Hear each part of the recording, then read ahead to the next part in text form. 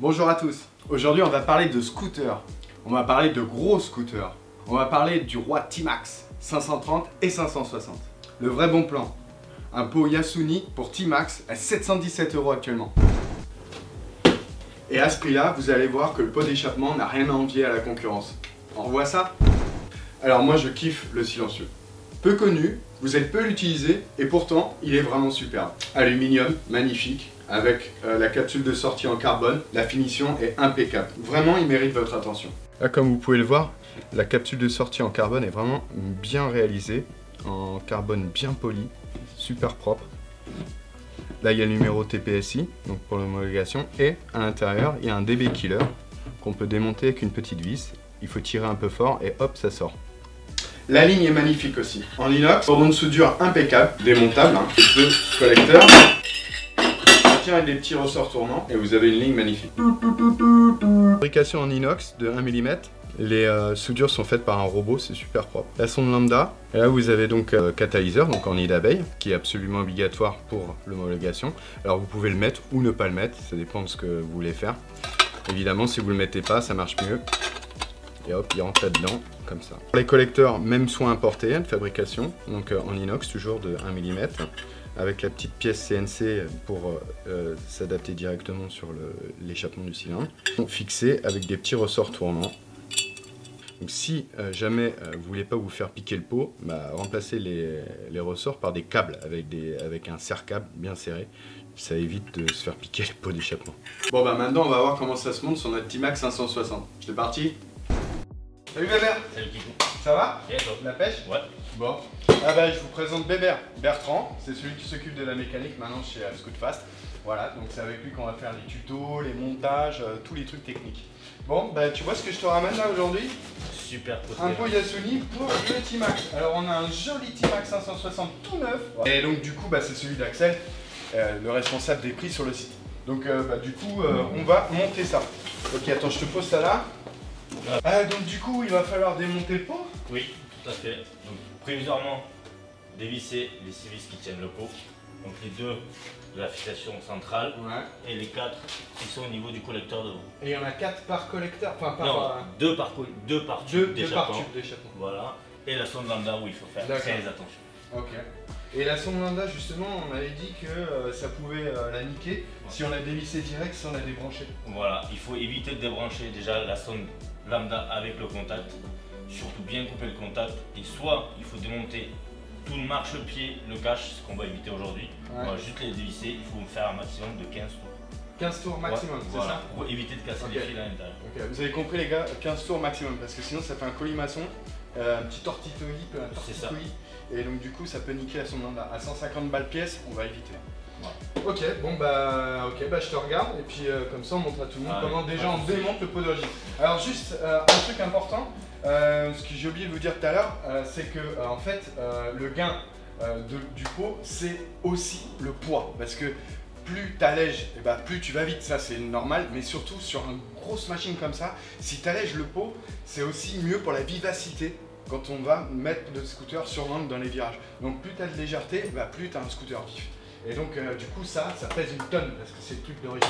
Ok, on y va? Allez, c'est parti. Du coup c'est accessible? Oui, très accessible. Il faut une grande clé en fait pour aller loin. Une clé de 8 BT1. Alors là on va démonter avec une clé de 17 la sonde de lambda. Donc, il faut faire très attention, le fil va s'entortiller ici. Et il faut un maximum de 15 tours pour la dévisser. Et normalement en 5-6 tours c'est dévissé. Ok, voilà. Ça va. Et surtout ne pas mettre le contact quand elle est débranchée. Ah oui, parce que s'il y a contact et elle est débranchée, ça fait un code erreur, c'est ça? Voilà.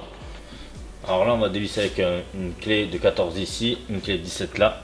Et celui-là qu'il faut retirer en dernier, ça sera celui-là. Sinon toute la ligne d'échappement va tomber. Pas avec le catalyseur au milieu.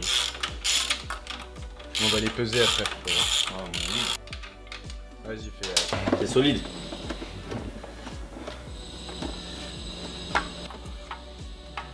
Ils sont là. Pensez par contre à bien récupérer les joints d'origine qui sont soit collés dans le collecteur ou soit dans les culasses. Il suffit de les retirer ici et surtout de bien les récupérer pour le montage du pont neuf.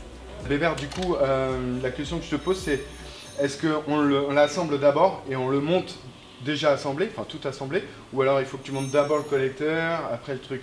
Mais je sais pas, on va faire un essai à blanc.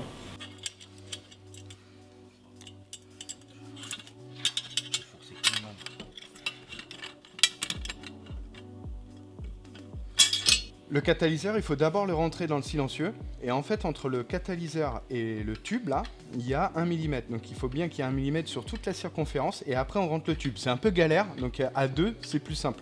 Il y en a un qui tient et l'autre qui enfonce.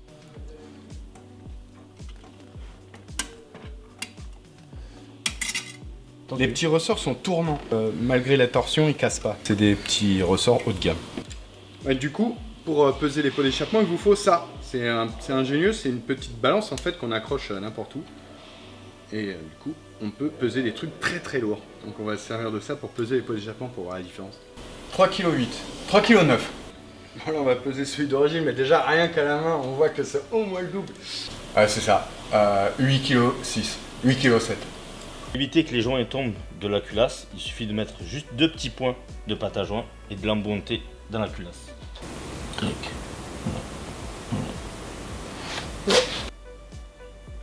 Et comme ça, le joint il tombe pas. Je fais pareil de l'autre. Alors après avoir tenté de le monter entier, il est préférable de le monter séparément. Donc les tubes, un après l'autre. Pensez à repérer le droit et le gauche avec les crochets qui sont dans le ressort sur l'autre partie du pot. J'en ai déjà monté un, je vais monter le deuxième.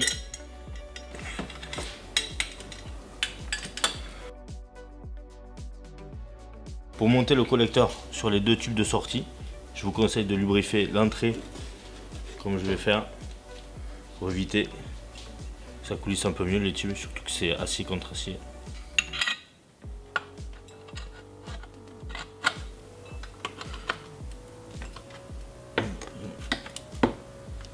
Allez, maintenant on pose les ressorts.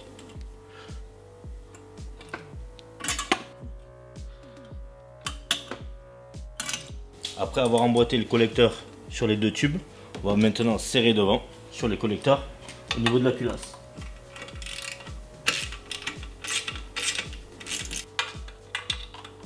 Faut beaucoup forcer ou pas trop? Non, pas trop forcer. Dès qu'on l'aura démarré, fait quelques kilomètres avec, pensez à tout bien resserrer. Donc là, il me reste la dernière vis avec l'entretoise fournie par Yasuni qu'on met entre le silencieux et le câble. En tout cas, ça a de la gueule hein, sur le scooter. Donc là, on va remonter la sonde. On a fait quelques tours dans le sens inverse du vissage. On va la mettre à sa place et ça va se visser tout seul. Bon, bah merci Weber, franchement, le petit montage nickel, propre. J'espère que ça va vous aider à faire le montage aussi de votre côté. On a laissé pour l'instant le DB Killer parce qu'on va faire un premier test avec le DB Killer pour avoir la sonorité avec le DB Killer. Du coup, demain, on va rouler avec parce que vu que tu as dit qu'il fallait resserrer les trucs après avoir fait quelques kilomètres, on va rouler avec ce soir et on va resserrer derrière. Et demain, on enlèvera le DB Killer pour voir la sonorité sans. Donc, du coup, merci, on va le descendre du banc et puis on finit ça demain.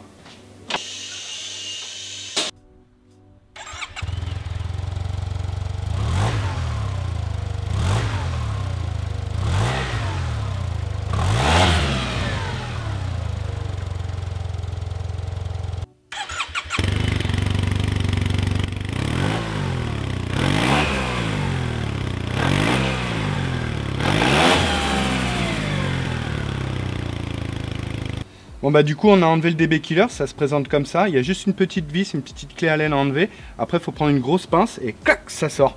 Je vous conseille de l'enlever une fois que vous avez monté le pot, c'est plus simple. Voilà.